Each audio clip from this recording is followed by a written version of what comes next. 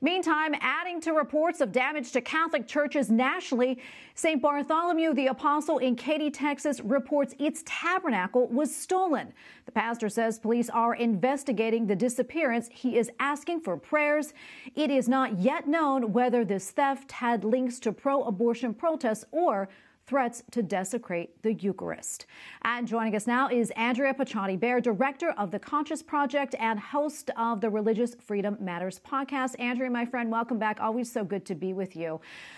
Let's talk a little more about these incidents. As you know, the Eucharist has been targeted with pro-abortion groups posting that is, on Twitter, that they plan to burn the Holy Sacrament, and it appears as though the Stolen Tabernacle could be connected to recent events. I'd like to get your thoughts on all of this. Well, Tracy, thank you so much again for having me. It's always a great time to join you and to work with your listeners and your viewers on these important issues. You're right. This is unprecedented times that we're facing in this country. I don't think it's ever been seen that there's been such an attack against the Catholic Church and Catholic worshipers, and the Blessed Sacrament. It's definitely trying times and very disconcerting. And Andrea, what role can we Catholics take in order to protect our churches, which have really become direct targets now? That's a great question, Tracy. As probably a lot of viewers know, that there was some tweets sent out by this kind of radical pro-abortion group to target Catholic worship services, to target our Holy Mass on last Sunday, on Mother's Day. And in fact, there were some protesters both at St. Patrick's Cathedral in New York on Saturday, and again, the Los Angeles Cathedral on Sunday. These are disturbing, and they're trespassing, obviously, the inside in Los Angeles during the Mass, disrupting it, not joining in worship, but instead trying to intimidate people that were there. I think there's some keys that we have. We don't want to engage. We absolutely don't want to respond with any sort of violence, but we do want to remain serene and protect the dignity and the solemnity of the Holy Mass, as well as the parishioners that are there, the faithful.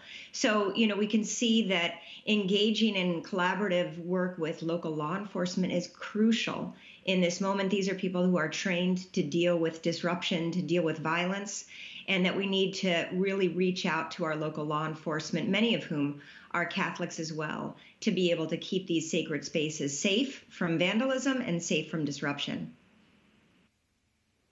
And Andrea, I want to talk about this protest a little bit more. I mean, they've been outside, they're on private property and taking place inside during worship.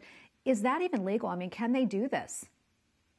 Well, on the issue of interfering with worship, the right to worship, there's a federal law, and it happens to actually protect access to abortion clinics as well. It's called the Freedom of Access to Clinic Entrances Act, also known as FACE. And it protects the ability to access worship, houses of worship, in addition to accessing abortion facilities. It's only been enforced by the federal government to protect abortion clinics, but this is definitely the time that it should be triggered for enforcing the right to worship. There have been several calls from Catholic Vote and from Senator Mike Lee to Attorney General Garland to enact the civil rights investigation against this great threat to our right to worship. And if the Attorney General and the President doesn't respond, there are private rights of action, and state attorney generals also can enact and refer to this federal law to keep our places of worship safe and tranquil. And Andrea, what do you think about that? I mean, do you think the Justice Department needs to step in, particularly when it comes to also protesting outside of the justices' homes?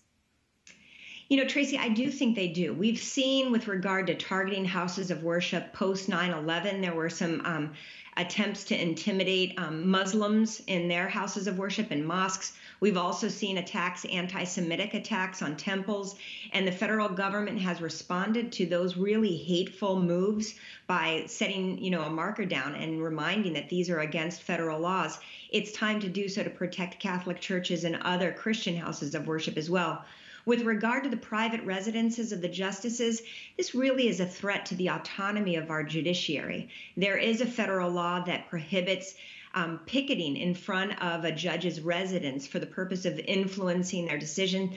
It's a little difficult. We don't have a lot of case law on that law being used to prosecute, and it's a tough tension between that and the freedom to protest. But I do think it really is kind of tawdry. It's not at the level of what we should do. If people want to picket outside of the Supreme Court, have at it.